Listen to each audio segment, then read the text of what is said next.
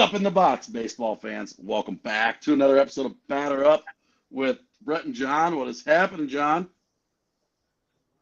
I am doing well on this Wednesday night. You normally do Thursday, but we have a special guest joining us tonight who could do Wednesday. So here we are on Wednesday. We've got Luke from Up North Collectors. Now, you guys ran into each other at the Chicago Sports Spectacular. That's what kind of was the catalyst for getting this all set up. So, Luke, welcome. Thanks for joining us. Yeah, thanks for having me on. Always have enjoyed watching these live streams that you guys do and watching some of the box breaks and stuff. So it was really, really cool to meet Brett in person at the show, and more than happy to come on here and chat for a little bit. Always love talking cards. Yeah, definitely. We got a great line of questions for you. Hopefully we don't bombard you with too many.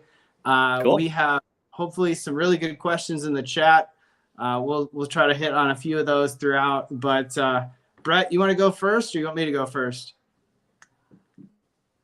Yeah, I'll go ahead and go first. Luke, kind of just take us through, how did you get in the hobby? How did this journey begin? And what are some of your favorite teams? Cool. So I started collecting in 2008. I was 4 years old. My dad, who I do the YouTube channel with, bought me a pack of 2008 Topps football. And I get $1 a week and then a pack of 2008 football from a hobby box for doing chores for the week when I was 4 years old.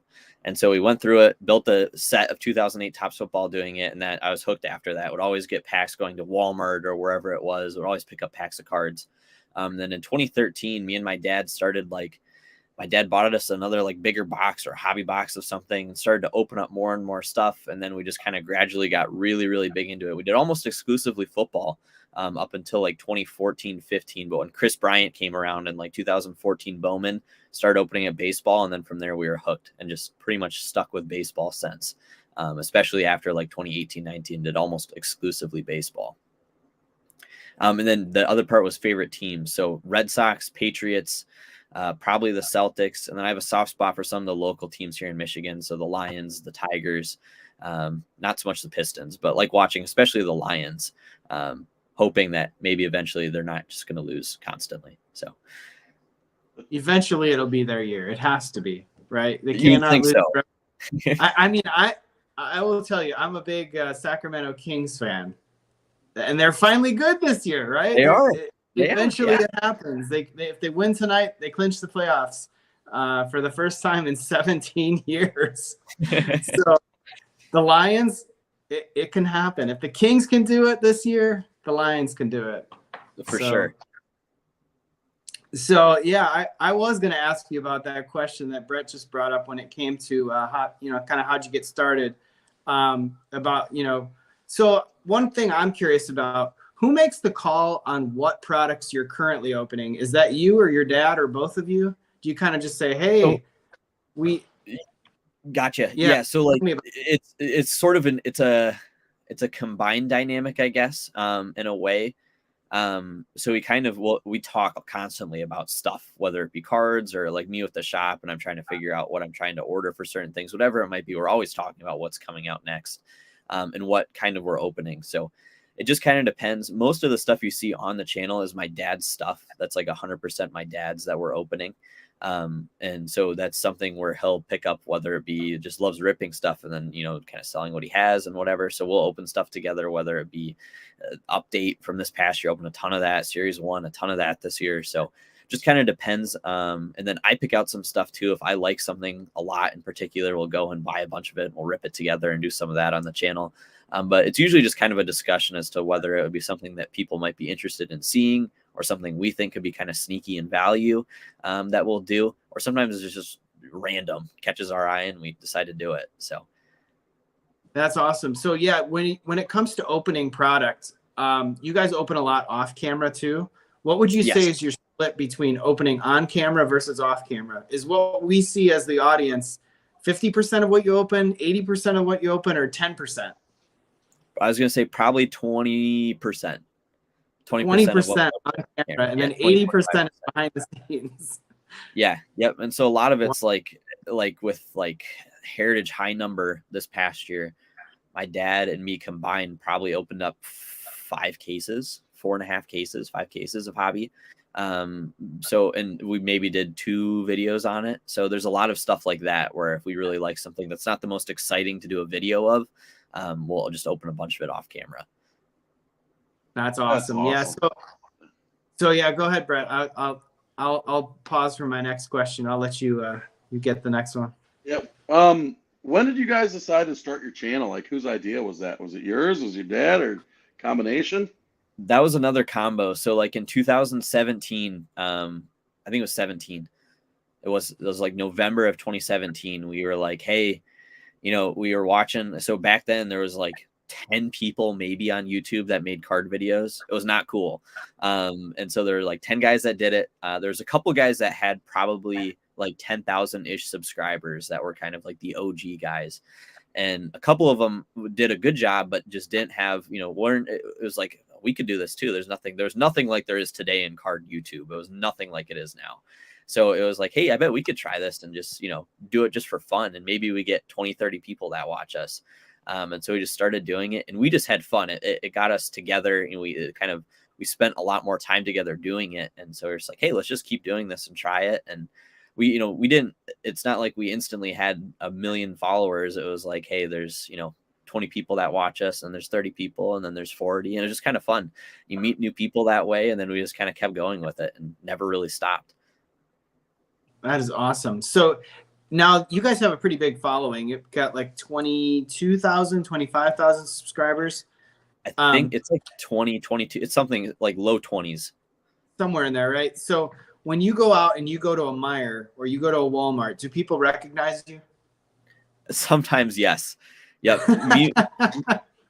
Me more so than my dad. Just because I've shown my face more in different like card show videos and stuff.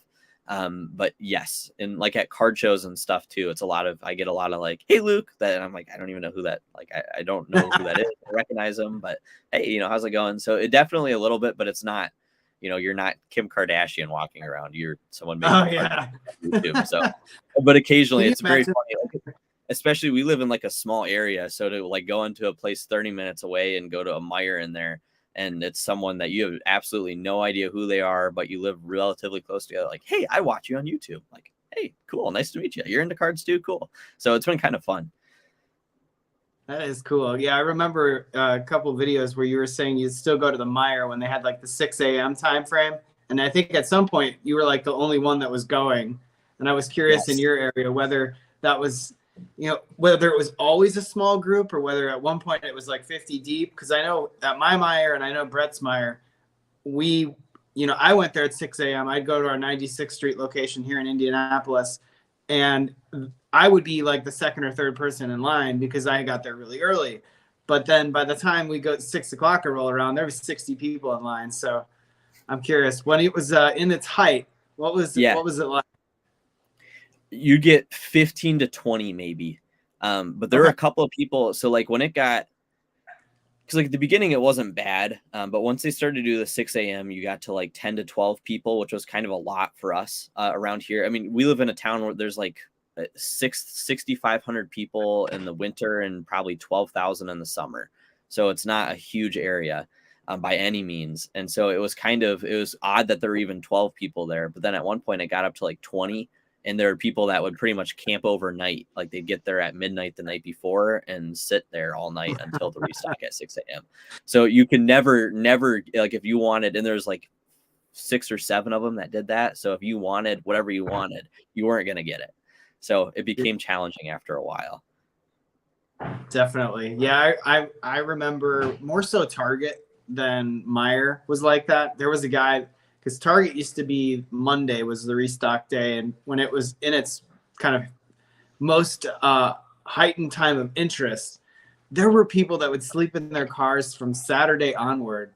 And then like, crazy. It was like, what are you doing? All that to be first? He's only going to give you one box, right? You know that, right? Yeah, exactly. Like Miguel is just that kind of guy. Like I already knew like what to expect. It's like, he's not going to give you any more.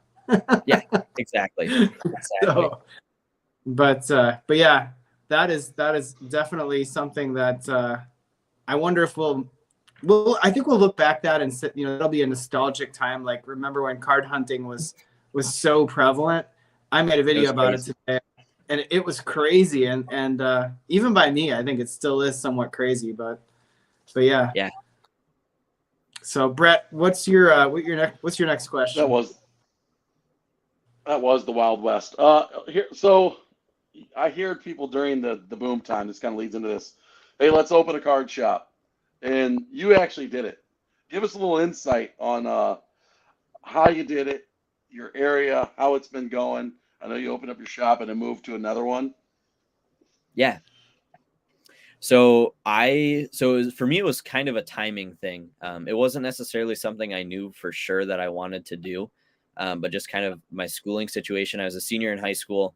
I already had a decent amount of credits with a community college. So just was strongly considering at least staying home and doing community college anyway, and finishing a degree through a community, like a 3-in-1 program with a community college and a local university. So staying home and going to school. And I'm like, well, if I do that and it's all online, then I might as well work. I'm like, well, where do I want to work? I'll open up a card shop. And so that's how I decided. It was just kind of on a whim type thing. Like, oh yeah, I bet I could cover a lease and flipping cards. Let's try it. So I had done some shows and stuff beforehand, and I didn't really have big expectations. Like it's not, if you want to, like, a card shop is not something that you can just jump into and make a ton of money right away. It's just not possible. If you are really good at flipping singles and have a good eye for grading and are doing a bunch of different things, you can do okay. But at first, you're never going to make millions of dollars with a card shop, especially in a small area. So found a little building, opened one up, and was shocked by the amount of people that came. So, I mean, I had probably the first couple of weekends had a couple hundred people, 250, 300 people come through, which was way more than I would have thought in a small area.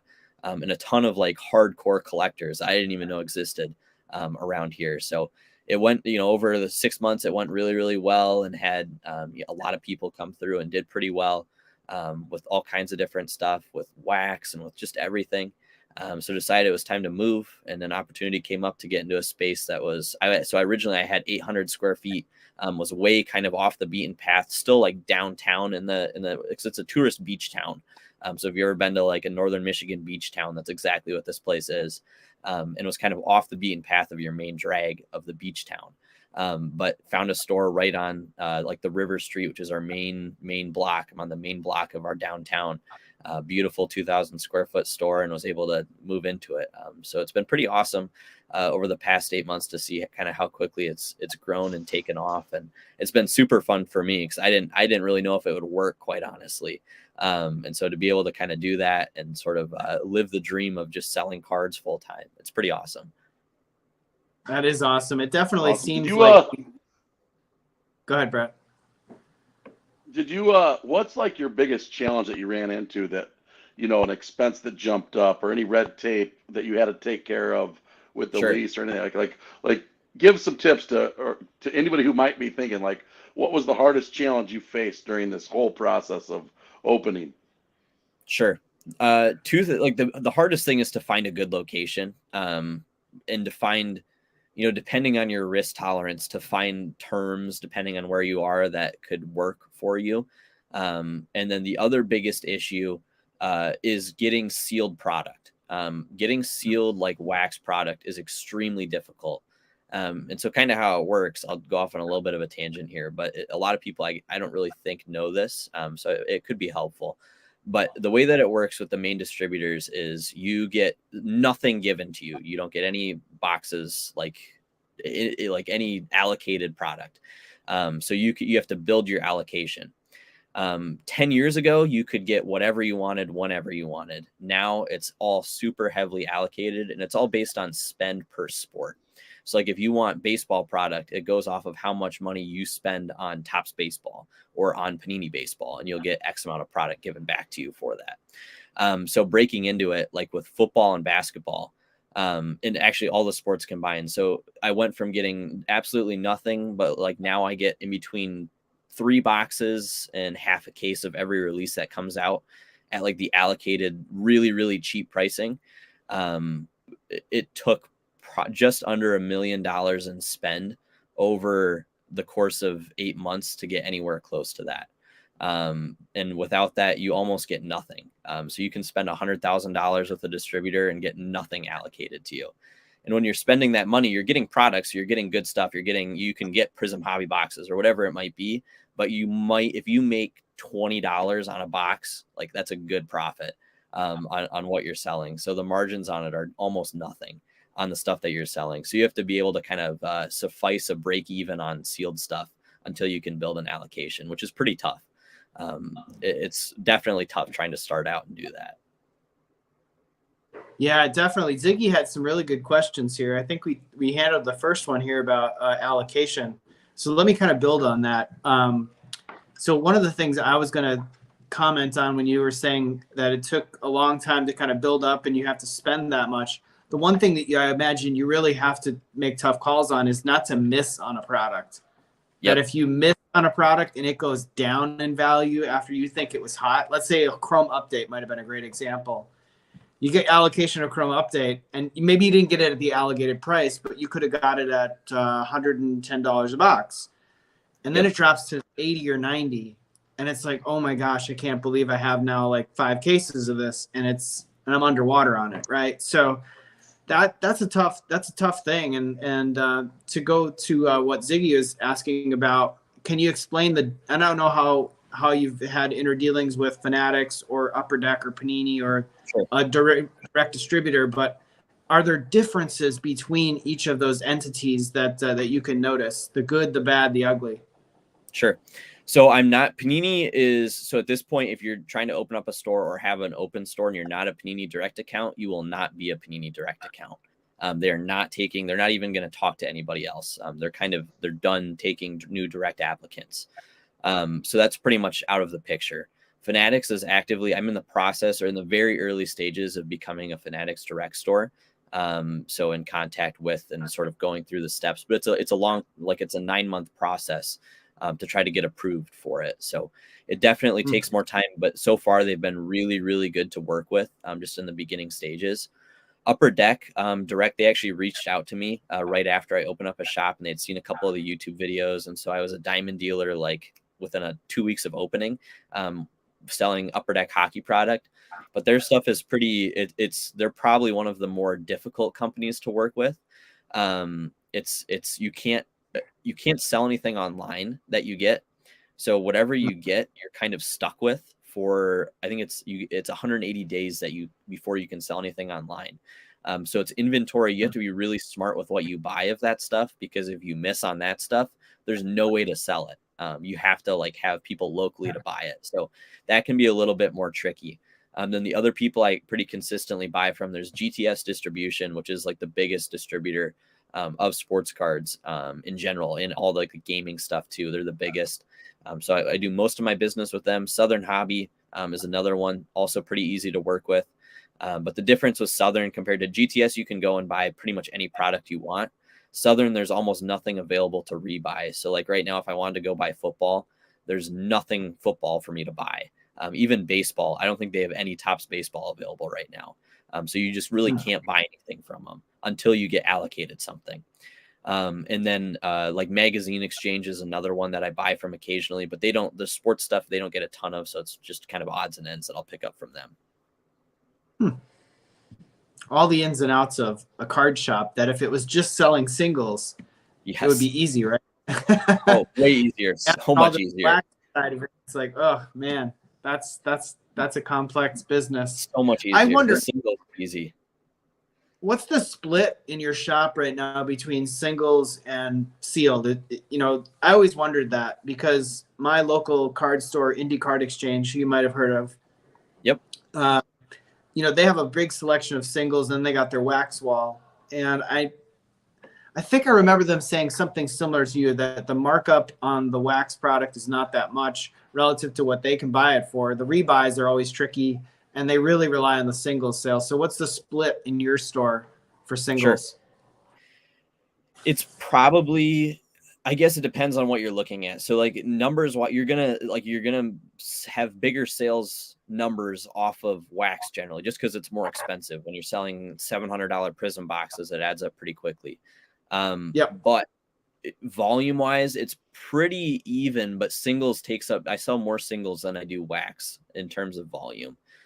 So there's more people that come in that will buy singles than do wax, but it's pretty close.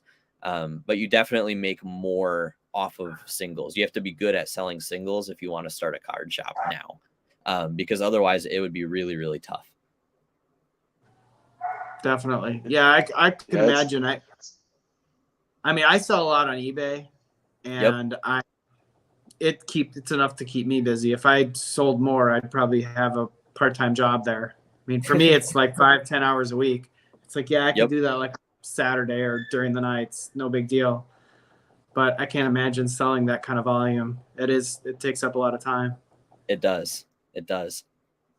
Go ahead, Brett. Sorry. When you cut in there. When you spent the day at the spectacular, how many how much stuff did you pick up? Were you looking for anything specific? And then has it moved quick in your shop, or are you taking that online too? Yeah. So it's interesting you kind of learn when you have a shop, if you're in the day to day and you talk to your customers a lot, you kind of interact, you kind of know like in store what will sell for you. I know certain guys like certain things, so it's easy to pick out stuff for them. And then other just general stuff, because I do get a lot of tourism. So it's like I just need to have, like for Lions players, I need to have everybody's rookie card and everybody's rookie autograph and everybody's rookie patch card, every Hutchinson and Amon-Ra St. Brown and DeAndre Swift you can think of available.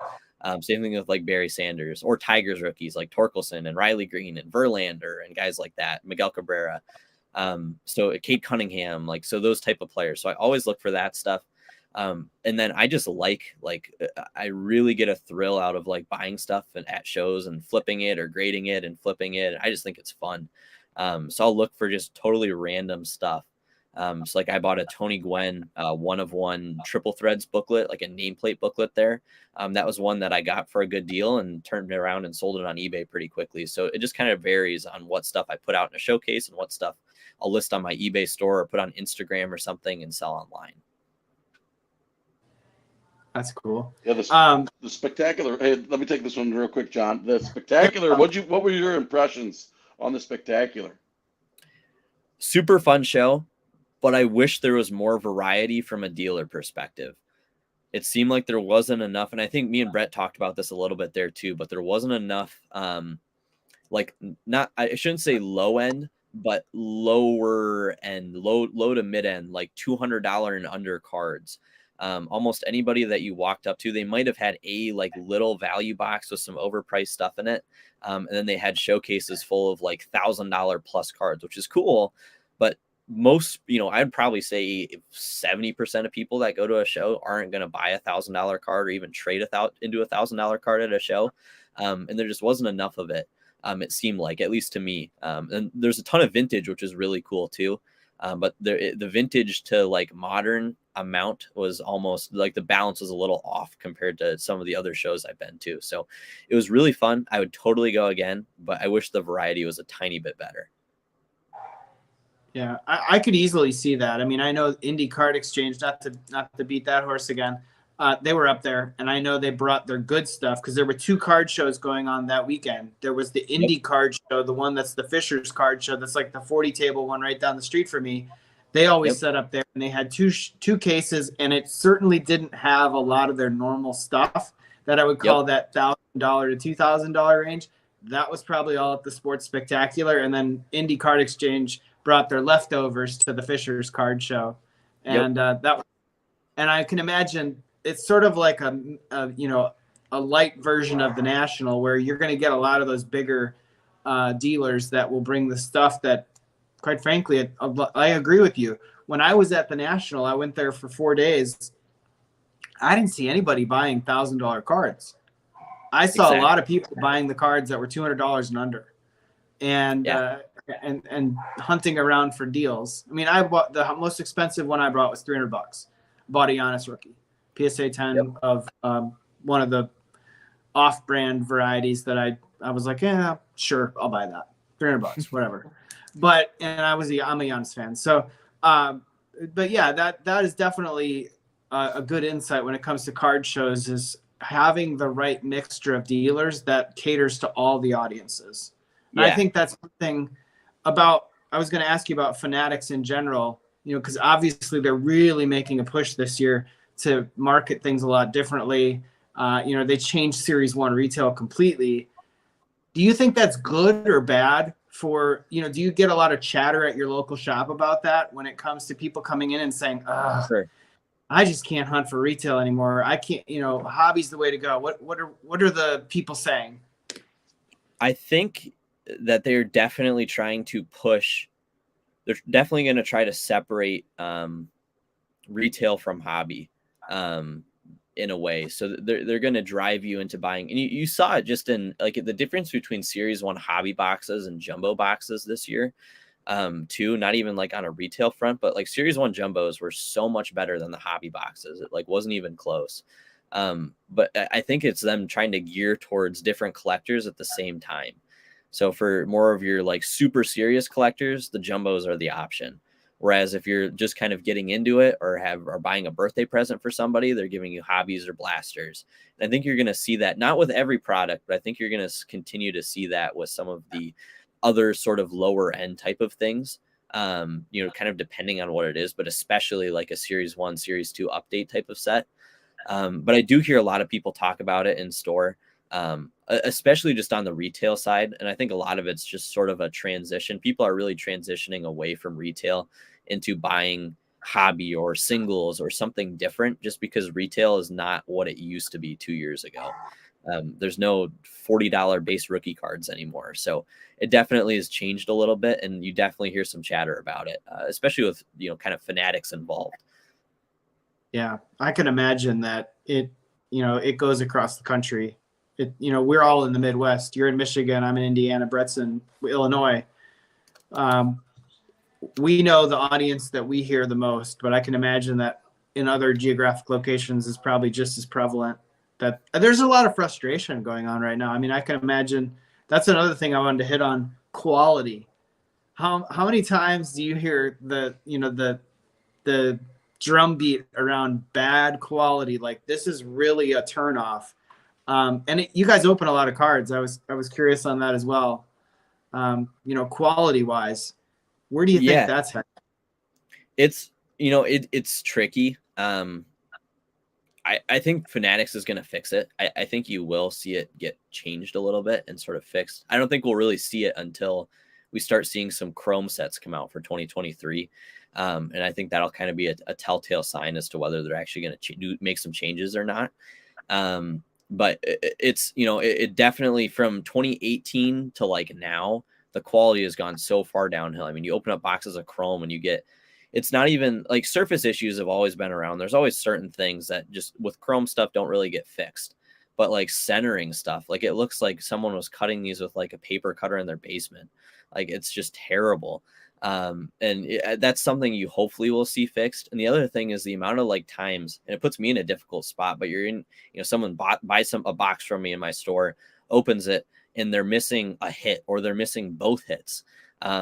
It's brutal, and it puts me in a tough spot. Cause it's like, you know, I feel bad for them, and I'm not in a place to give them their money back for it, but they don't really give us an avenue to help them with that either. So all around, it's just kind of tricky. And it's a lot more prevalent than what it was when we were opening stuff in 2013 or 2014. Yeah, no, I think customer service is going to have to be front and center with Fanatics. I draw the analogy, and I've said it before, to like Amazon. You got Amazon, you know, the Amazon Prime, you know, stuff ships fast, it's available, but if you don't like it or something's wrong, you can return it, right? They give you that avenue, even if you've opened it. With cards, they can't have like a gotcha moment. It's like, oh yeah, you took the liberties to spend $30 on this or $25, and if it sucks, oh sorry, better luck next time. It's like, no, it can't be like that. It should never be like that. You have to have better customer service. If the cards are that bad that they're, you know, and I know not all of them are going to be 9s and 10s, but centering and the quality issues that we've seen here, like you said, like a cutter in their basement. I mean, just dull blades, nicks, dings. That's totally uncalled for. Bowed cards, you name it. Fanatics has to fix that, because you will never 10x the hobby if you cannot fix that. People will buy a few boxes, and it's a turnoff, and they'll be like, you know what? Exactly. I've seen this before. I'm done. Call me when you're ready to change, kind of thing. So, yeah, Brett, what is your next question? I'm dominating here. Sorry, I'm not dominating, but I'm dominating the airwaves. I'll take a pause. If you only had one product to open the whole year, all the money you spend on opening product, what product is your favorite that you would open for the whole year? That's tough. I'm gonna use 2022 because that was where we've had pretty much everything. It would have definitely been update. 100% would have opened up more update than anything. But obviously that can kind of change depending on a rookie class. So like my favorite actual set, probably for me, it would probably be either Bowman Chrome or like Finest, would be my two favorites to open. I think both of them have usually pretty good value, especially if you wait a couple of weeks after release, the price usually comes down a little bit. And there's huge cards in both of those sets. They're pretty fun. But it's a little less rookie dependent than something like Update is. But Update this year was by far Update or Heritage High Number or the two. Like far and away, I would spend all of my money on just Update and just rip Update. I feel like I missed out on Heritage High Number. Brett, we didn't open any of that. No, I feel like I didn't either. I don't know why. That was like a dunce moment. It's like, oh, what are we thinking? Like, it's got the same rookie class, and like you've got those hit boxes. And I saw a couple. Neo Cards and Comics opened a 1 mega box and hit some really good Julio cards. And I've seen some other people, and it's like, oh, I didn't open any of that. I'm surprised you didn't say Logo Fractor though. That was such a fun product. That one's awesome. I'm sour towards that one because I didn't buy any. My dad bought some, and he was like, I forget what, there's something else, some other, I was right when I was kind of starting out, so I didn't have a ton of extra funds available to go and buy a bunch of other stuff. So I was being really particular about what I was buying. And I'm like, I don't know, Logo Fractor. It's going to be like what I thought it was going to be more like what Topps Chrome Sonic was this year. It was kind of like a, and so I'm like, yeah, skip it. Didn't buy any. And then it comes out and I'm like, that's like by far going to be the best product this year. So I have a little biased against that one just because I missed it, but that one's awesome. Brooklyn Collection too. Brooklyn Collection, super fun. This year was so tricky in 2022 because the end of the year, you've been collecting since 17 or a lot longer than that, but like consistently open baseball. And that flow of baseball throughout the year was always like clockwork, Series 1, Bowman, and just keep Chrome in August. And it just flowed, and you knew when it was coming, and you could budget for it. This year, it's like it was the dead zone in the summer. And then this fall, it's just like one good product after another just kept coming. And it's expensive if you're buying them all. It was crazy. Yeah, and I think on my end, I saw certain sets did not do as well as I would imagine they would do in a regular year. Because in the same week, you would get, I can't remember like an exact example, but like, for instance, you get like Update Chrome, Bowman Chrome, and something else in like a week span. That's like, well, you're going to have to pick one thing to chase. You can't do everything. And so you'd see certain stuff sit a little bit more than I think you would have other years, which definitely I think kind of affected it and made it tricky. Just in general, in terms of being smart with what you're buying. It did. I think the latest where we saw something like that, where multiple pretty good products came out around the same time, was the Gilded, and then it had Ben Baller, and I forget there was something else that day. There were 3 items, and it was like, get any of these, get none of these, get all of them. And I bought Ben Baller, I skipped the Gilded, and then Brett skipped them all. And Brett loves some. There's no doubt about that. Brett opens everything, usually. At this point, I've pretty much learned to buy whatever Topps online exclusive is coming out, and just it seems like 8 out of 10 times they crush it, and then you get like 2 duds out of every 10. But it seems like you're right. The ones that have the shorter print run overall, that are the online exclusive, that don't show up in hobby shops or don't show up in retail, they're always a little bit better, and they're hit or miss. Some of them can be like Sonic, where it was a dud. Yep. But then for every 2 Sonics, there's like 6 or 7 others that are pretty good, that are pretty solid. And yeah, I was curious. Brett hit on something there. This is one of the questions I wanted to ask you, and maybe if your dad, I don't think he's available, so don't worry about going to get him. But you guys open a lot of product, right? Yep. And this is kind of like a 2-part question. One, is there a product that you opened that you said, oh man, this product sucks, and how am I going to put on a good face for the viewers to tell them that this product isn't quite as bad as it really is? Like, how are you really feeling when you're opening it? What was that product? Have you ever had a product like that? Update Chrome this year probably. I mean, that was the Update Chrome hobbies were like probably the most disappointing thing of like all time. They're terrible, and so it's kind of funny because we talked about like from a distribution buying end. So we actually paid we got allocated those boxes at like the cheap price. I don't even know if I can say this, but I'm going to. We got them at $130 was what we paid for them when they came out. That was going to be our allocated price, and we were like, oh, we'll sell them for $200. Well, a week later, they ended up giving us like a $30 "we're sorry" credit to every box that you bought because the stuff tanks so quickly. And right when I opened one of those, we did one in a video. I'm like, oh, this stuff is terrible. That was the one. And most of the time, we tried to be pretty brutally honest with stuff like, hey, if you like collecting this, cool, then buy some by all means. If you just want to rip some, cool. But if you're ripping to get some value out of it, don't open this stuff. That one was probably the one. Yeah, I was gonna say either that or Series 1 this year.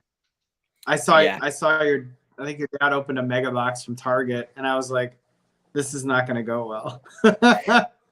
Or the case of blasters, and I was like, would you pull like 3 or 4 numbered cards out of an entire case?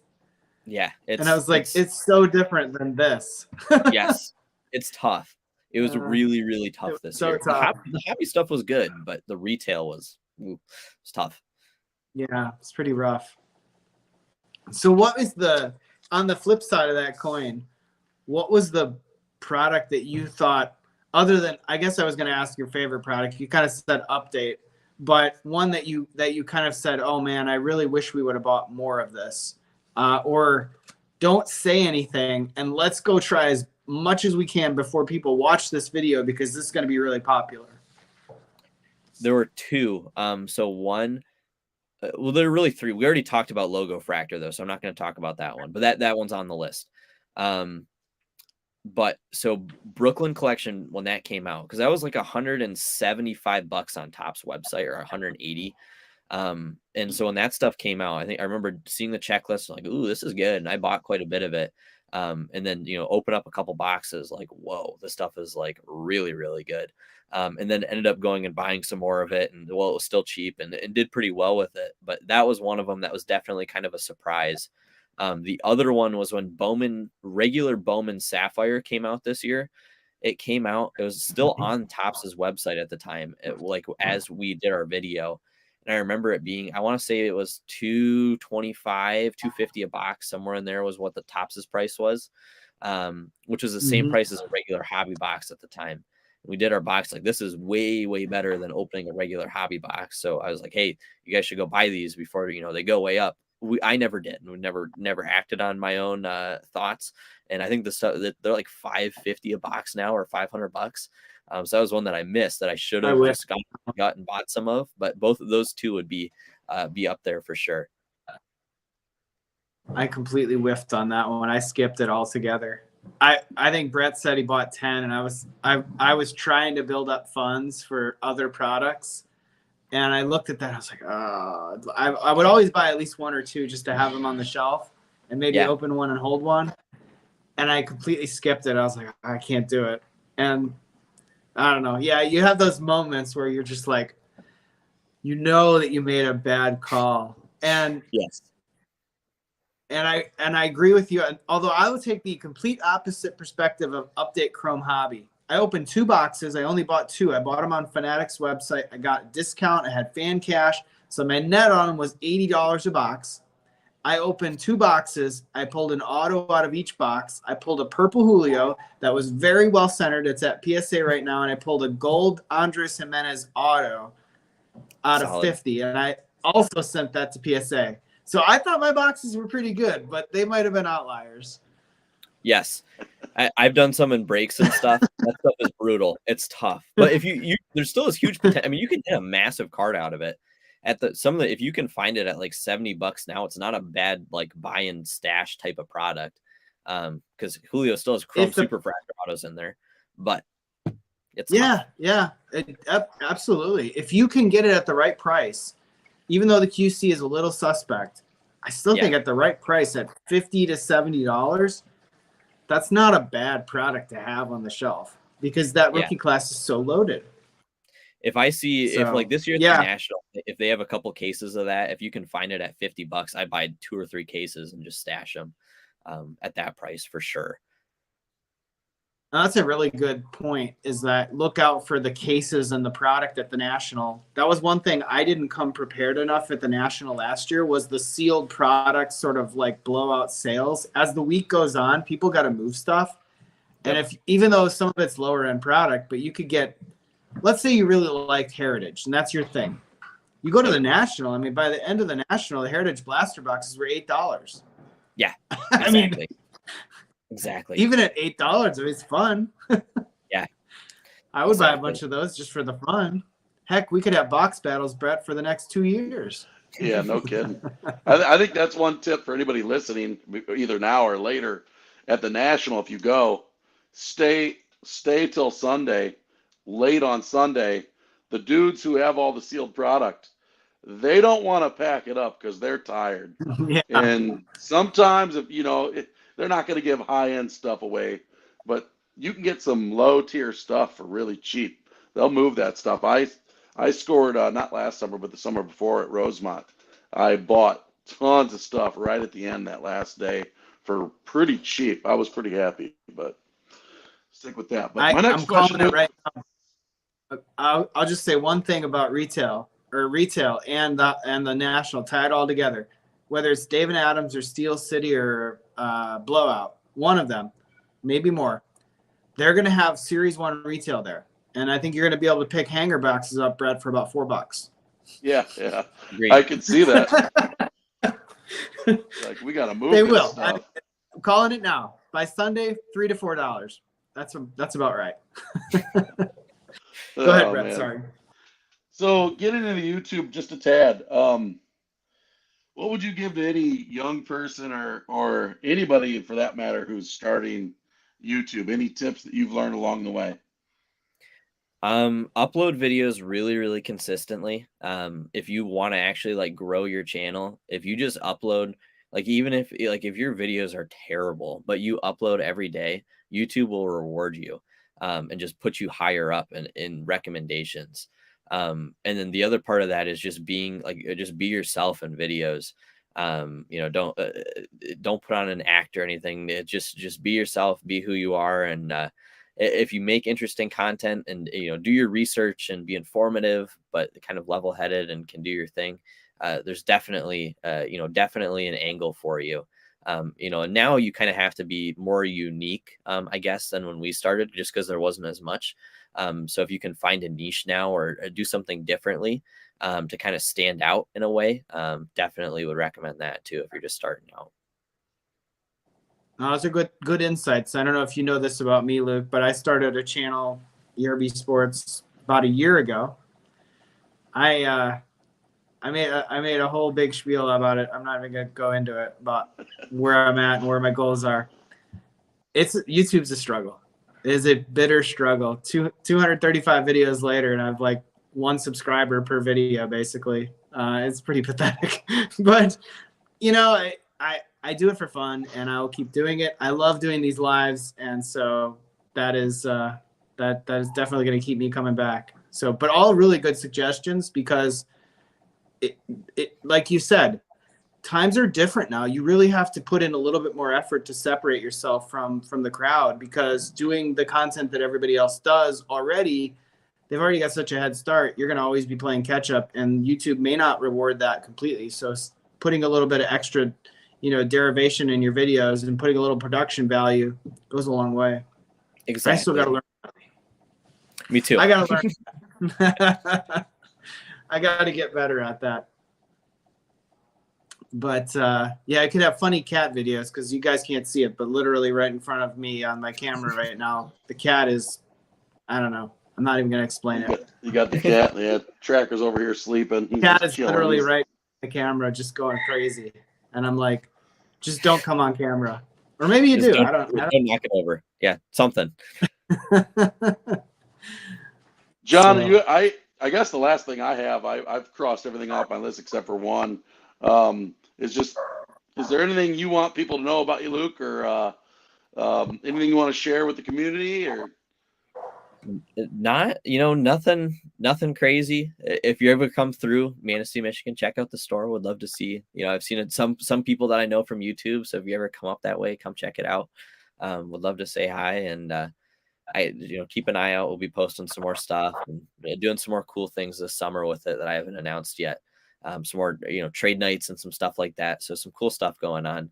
They'll be putting on. So just, I guess, kind of keep an eye out on the channel for some exciting announcements coming out with that stuff. Definitely looking forward to that. I have one more question before we do a box battle, a three-way box battle tonight. Way back, I think it was about a year ago, you opened a case of Don Russ Retail. I think it was football. Yep. And you opened, it was from Meyer, I think, right? It's like they let you go through the line a bunch of times. You basically ended up with a whole case. How did that ever turn out? I actually opened up two cases. I only think I talked about or did one on camera, but I opened up two cases. I was the only person at Meyer that morning, and they had two cases, and I just bought them. And they were still $20 a blaster, I think, or 22 night. Like they weren't $30 a blaster yet. And I think I made money in a decent amount of money on both cases. Because I opened it was like the day that the stuff came out, and I hit two downtowns of like decent names, so did pretty well on it. It was pretty fun. If you ever get a chance to open up a case of something that you think is going to be a winner and that can list stuff pretty quickly or have time to and deal with it, it can be a really, really fun way to make a little bit of money and open up a full case of stuff, which is always super fun. Yeah, no, I think really that is one tip. That's why I was trying to build up funds, because I want to have that fun like Brett had with the two cases of Logo Fractor.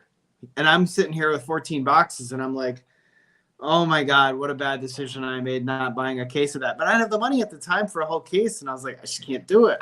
So yeah, I'm trying to do raw to grade, try to be very disciplined, not buy much retail, and try to build it up so that when I find a really good product like Logo Fractor again, or Bowman Chrome, Sapphire, I could buy a whole case of it and have a lot of fun. Yeah, exactly. So, and one tip that I have. That's a really good. Oh, go ahead. I think what you just said there a minute ago about being first to market is huge.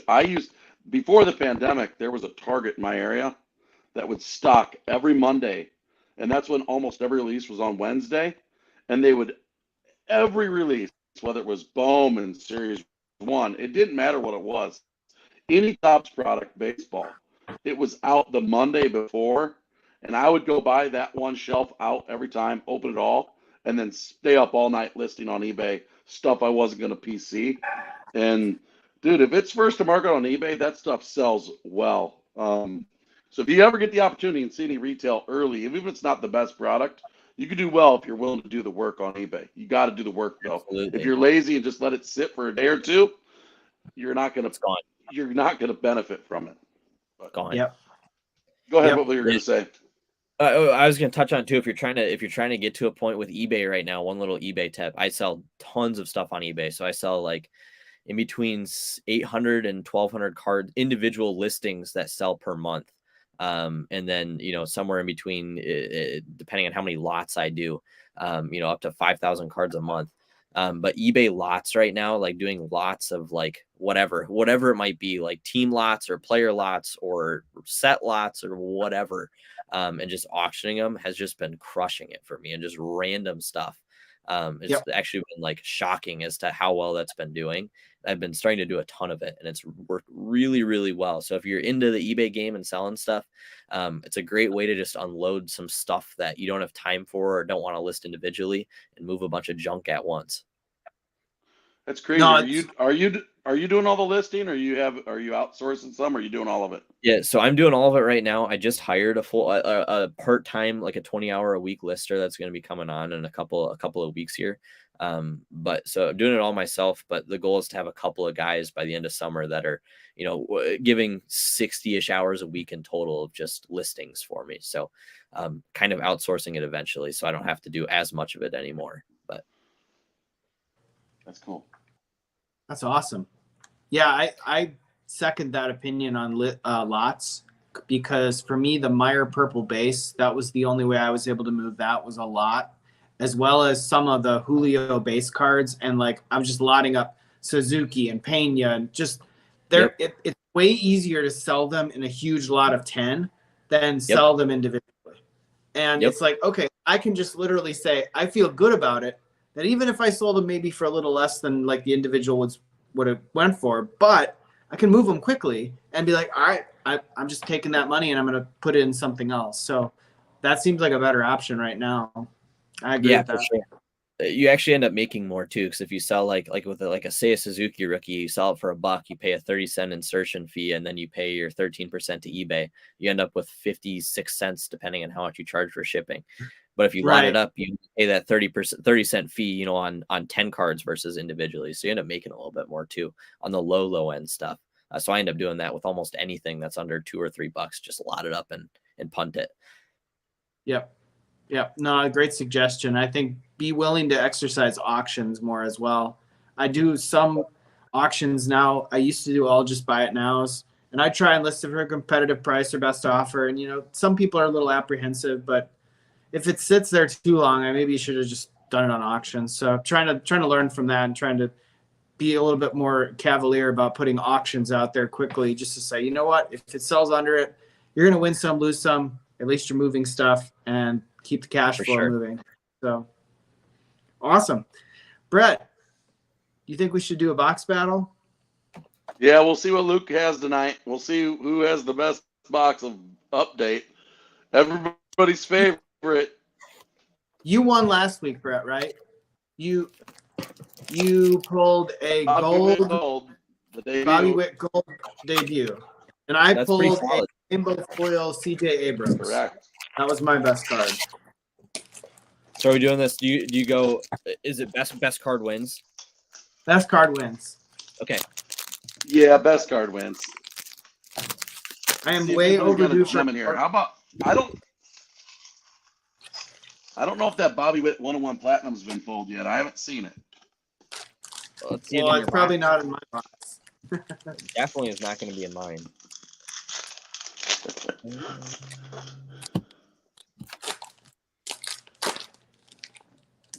Got a Royce Lewis helmet card in my first pack. Oh, you go to the helmet card too. Me too. The impossible cards to store. The worst like designed commemorative relic ever. They're so heavy. You can't really even do anything with them. This is why update is so good. Julio Stars of the MLB, Aaron Judge, Black Gold, right out of the bat. Those are pretty good cards. I mean, that's a good start. Yeah. Nickel and dime, baby. That and those Black Golds, they're so hard to grade. They are really tough. They are hard to grade. I sent But they are fan favorites. People love those things. One Julio, it got a 9. I actually feel good about a 9 now, looking back at it. I have not had much so far in mine here. It's been a slow start. Yeah, same here. I got nothing of note, really. Nothing of note. Base rookie. Couple instances. I got a rainbow foil with about the most print lines I've ever seen on it. Hopefully it's nobody good. Okay, it's just a rookie combo. Thank God, because the print lines on this are ridiculous. Brutal. Oh, I have yet to get any of the good rookies in here so far. I'm so overdue for a short print. Not even funny. Like I think I've opened a lot of these on our box battles, Brett. And I've barely pulled any short prints. So I got 3 left. You ought to think I got a at some blue. point. I got a blue Severino rookie card. I don't think that's going to get it done. I hope it doesn't get it done. White Sox I've got a pitcher. gold in this pack. Let's see. Ooh, Maybe baby. somebody get. Let's see a gold Julio. That would be awesome. That would be awesome. That's a Mariner. I got Ice Baby. Oh, boy. Oh! Did you just pull? Oh, man. There it is. There it is. Whoa, dude. Nasty. The only thing that beats That's that, the winner chicken dinner. Oh, the only thing it beats it is if this orange is the Unreal. Julio. Yeah, if the orange is Julio, let's see it.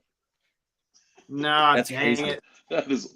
That's Christian insane. Pop- That's so it's funny. It's funny because I ran out, so I didn't have any update blaster stash, but my dad has a bunch of them. And so when you guys said that, I was like, oh, he's got a bunch. I'll just trade him some. I've got a bunch of hangers. I was like, I'll trade him a couple hangers for blasters. So I stole his blaster from his stash. So I'll have to go rub it in after.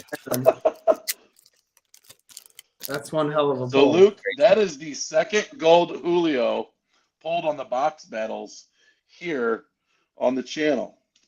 The second one. I got my gold coming up. Not a Julio.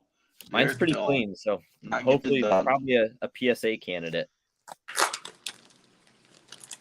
Ooh, that's a big pull, buddy. Yeah, that's cool. I've been Big pull. Congrats on that. That's yeah, thank you. Yeah, I've been on a heater today. I got a couple of from one of my distributors had a couple of the Bowman. Have you guys opened any of the Bowman? Do you guys do any football at all? I have sometimes. opened some football, but not recently. So the Bowman Chrome University stuff that came out has been really, really popular around here. And the blasters of it. If you ever see them, the blasters are really, really good. But I ripped 2 blasters this morning and got a Bryce Young yellow autograph, which is one of the better better guys you can pull out of a blaster. And then the Julio gold. So it's been usually I have terrible luck opening stuff, but dude, that's huge, dude. Your dad's I'm pumped for you, man. Yeah, he's gonna want a commission on that one. He's gonna be like, well, hey, at least we that know was mine. Great. Yep. That is great, dude. I love crazy. it, man. Awesome. What fun. What fun. Luke comes in, kicks our butt with a Julio gold. Whammy. What's the best? Thank you so much for coming in. Yeah, thanks for having me. I appreciate it. This is fun. What's the best pull from update? No, I was gonna ask what's the best pull in one of your box battles so far? Oh man. The biggest one. You pulled a Julio gold, didn't Probably you, Brett? that Julio gold. That's probably we pulled a Julio gold. That's probably the biggest one that I can think of. Sweet. So it's a tie. I'm trying to think. I don't think I've ever pulled anything that massive. I've usually had bad luck. I've pulled some good hanger box hits, and the Meyer blisters I did amazing on. Yeah. Like I pulled 2 HFAs. One of them was a Julio, so that's pretty good. Yeah. Those kids are awesome. I love those. So Luke, Meyer, buy one get one half off. Yes. This week, blisters should be out there. I mean, they were last week, so I'm gonna go to Meyer this weekend. Series 1 blisters. The 3 of us are fortunate to have Myers. Yeah, the blisters are out. I went to our local one, didn't have any left. I went there the other night just to kind of check and see what they had going on, but didn't have anything. I might try. We have another one that's like half an hour south. I might drive down there at some point and just see what's going on. Yeah, that'll be fun, man. The chat was I'm probably gonna check before I head out of town. But yeah, we really appreciate you coming in. Thanks again for all the the questions that you answered. Hopefully we didn't throw too many curveballs or hard questions your way. I love hard questions. Yeah. And there wasn't really any difficult ones, but if you ever have any, ask whatever. I'm very open with stuff. So yeah, awesome. Always fun. And I'm going into the National this year. Brett's definitely going. Are you going to go? Absolutely. I'm not sure how many. It depends on how covered I can get my shop to be, and what my employee situation looks like. But I'll at least be down there for 2 days. But I really like. I'm definitely gonna come Wednesday, Thursday, and potentially Sunday too. But would definitely like to just come Wednesday through Sunday. So that's what I'm gonna try to make happen. But it's kind of a we'll see. But I'll definitely be there. Awesome. Yeah, I will be there Friday, Saturday, Sunday is my plan. And Brett's going to be the weekend. Yeah, have you ever been before? I was there last year in Atlantic City. That was the first time I'd ever gone. We went Wednesday through Saturday. We didn't stay for Sunday. Yep. The Chicago National is much more fun. Yeah. Were you at Atlantic City last year? I was. Yep, I was. Oh, cool. Yeah, Atlantic City was cool, but not the same. Yeah, we stayed about like 20 miles away, but we got the hotel for free because we had Hilton Honors points. So we got a Homewood Suites for free. Nice. And that was a pretty good deal. And and so I wanted to go to the National so bad, but I have a personal ambition of I'm so close to all 50 states that I visited. I'm one state away now. Last summer, I was 2 states away, and the one state I was missing besides the one I'm going to next week was Delaware. And so I went to Atlantic City just so I could go to Delaware. Go to Delaware on the way.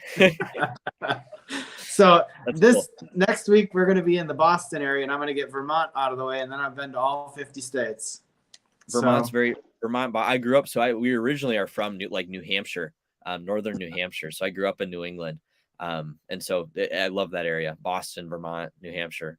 Very, very cool. You'll like it.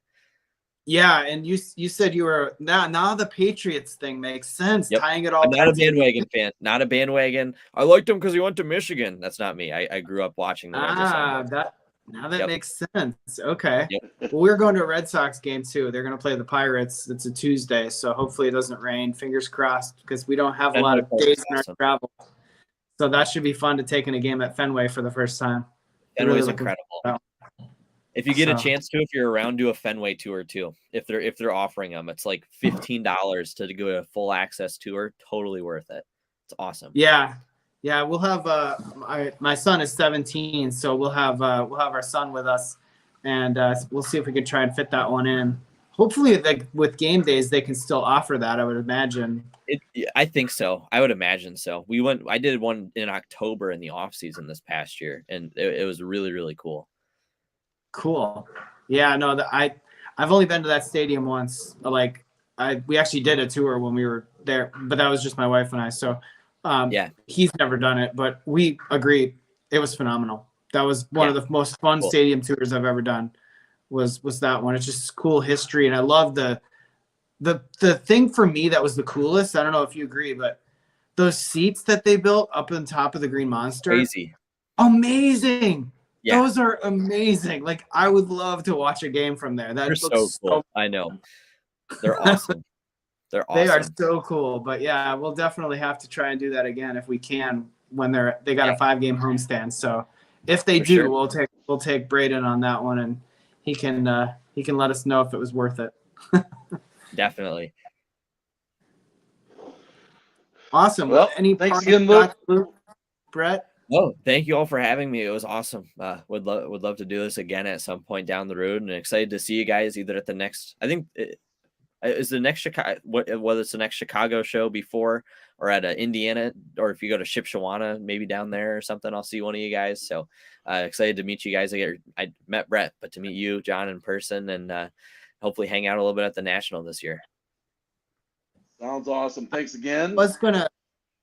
Brett, I don't know if I should drop this bomb, but I was going to make it a surprise. You're going to the Oak Creek show this weekend, right? I am. I will see you there. Oh, awesome. I will see you Saturday there, buddy. we are going to Milwaukee because that's where we're flying out of for the trip, and I'm going to be there Saturday morning. So nice. I wasn't going to make it a surprise. I'll do it on the live. I'll see you Saturday. Sounds good, brother. Hey, yeah, anybody watching this now or after, Oak Creek Show, Saturday, 9 to 3, 180 tables. That show's been popping. Stop on by. I'll be there. So Awesome. that's it. Thanks again. Until next time. Peace. All right. Thanks again. Thanks, Luke. And we'll see you guys next time. Thank you.